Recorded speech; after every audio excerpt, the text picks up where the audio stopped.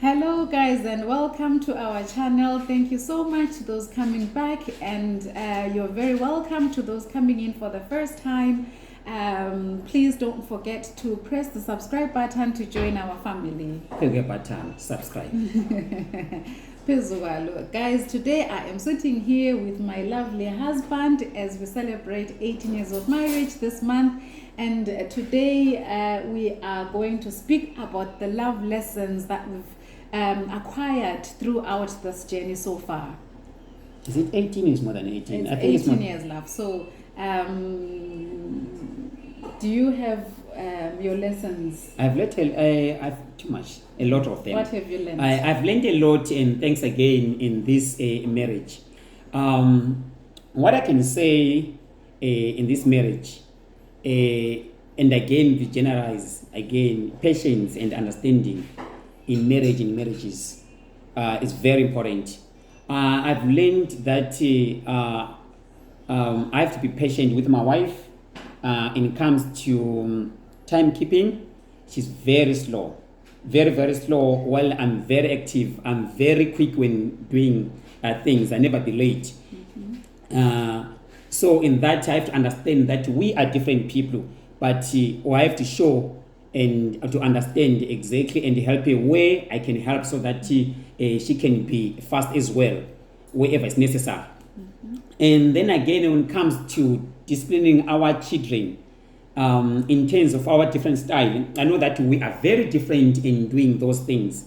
I know that you believe in spare the rod and spoil the child, and I love to sit down and explain to the child and talk to the child. But before, I don't know if I was so harsh when maybe I was shouting. You will correct me on that.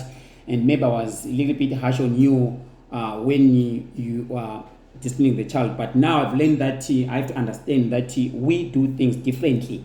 So that's the lesson learned again on that. The most important thing is that you're no longer harsh with me or whatever.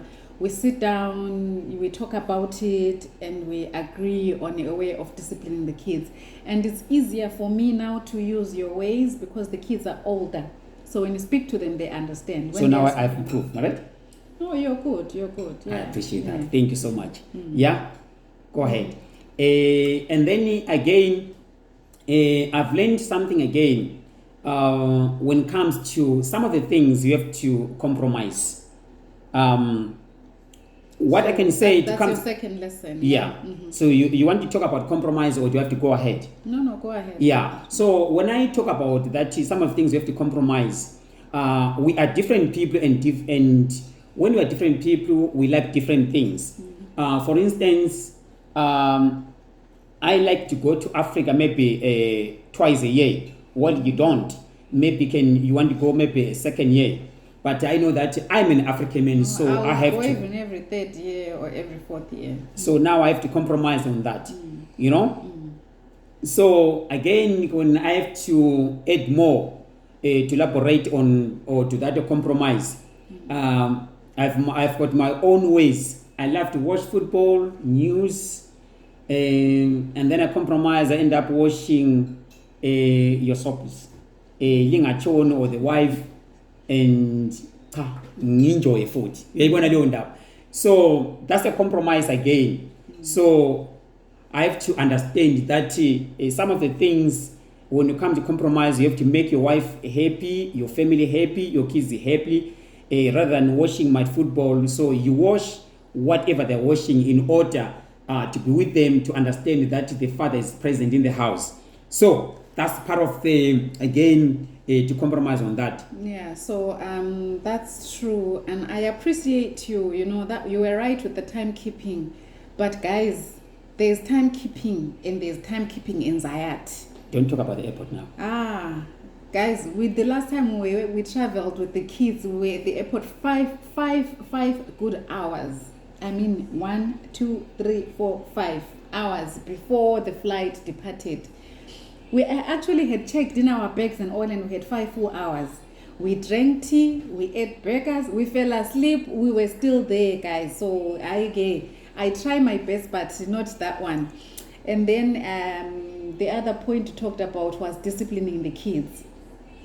Yeah, I think we have come to terms with that. I mean, I do, and I did believe in spare the rod and spoil the child. But of course, as the child gets older, their understanding gets deeper, and it's easier to sit them down, talk to them what was wrong, what could have been done differently, and they understand. So yeah, and then what else did you touch on traveling to Africa? Yeah. So it's true too. I would rather go to another holiday destination. Well, it can be Africa, Mauritius. I would love to go to Mauritius. I'd love to visit Kenya, the safari. But going all these home, things. yes, but going home is not a holiday, guys. You get there is chores, you become a makoti. It's not easy. So I do like going home, but I wouldn't do it as often as he would like to. So, but we've come to a compromise, and we go home at least every second year. Yeah, that's very nice. So I would love to hear the comment what they're going to say on this one again. On this one, ukuthi mayenza kanjena kufanele enze njani zilime ziyetsheni or kufanele ukuthi when it comes to Africa naye aqhubeke mhlambe ahambe kabili ngonyaka. So faka lokho two questions. Again, to add on that, when it comes to compromise, I am intentionally present for you, my wife, and for kids as well. But that's different. So that's your third point then. Yeah, that's my third point. Yes. Always there for you, for the kids. When you are doing things, maybe you're earning, I make sure that I do that. Cleaning the house, like as you said, that I love cleaning, which is in me. I know. You know. Mm-hmm. And then again, when you are doing your hair, which you used to go out, you said you're going to do your hair, your braids. You call it your braids, am I right? Now, when you have to do your braids, I say, hey, come here, let me do it. And I find it so interesting to do it, and then I appreciate it, and I love it now. So I think I've improved a lot in some of the things. Yeah, and I have to say, I've noticed that, you are very intentional about being there for us, myself and the kids, and things you do for us, and just to make life easy for us. You're very, very intentional. You're a present father. I appreciate that. You're a present husband. I have to say that. I appreciate that. Yeah. Okay, so are we good? Will I move on then to mine? You move on. Okay. You move on. So for me then, my lessons that I have learned so far, I have them written down, guys, so that's why I'm looking down here. Is I focus on your strengths. I think I have done good in learning to focus on your strengths and not your weaknesses. Correct. To highlight your strengths, like all the things you've said are actually your strengths in our marriage, and that's what keeps me happy, and I think the kids happy and the whole family happy. You're very patient with me. You do compromise. There's things that I like that you don't like, but you allow us to also be who we are, and as well, everything you compromise. So those are the highlights of your strength for me, and that's what I like concentrating on. And then as for your weaknesses, because guys, there's no one perfect. I'm not perfect. You're not perfect. So I don't really concentrate on your imperfections. We talk about them in a non-demeaning way, and so that we know what to improve. Even for me, if there's any weaknesses that I have, like you've highlighted, we talk about them, and then I know what areas to work on.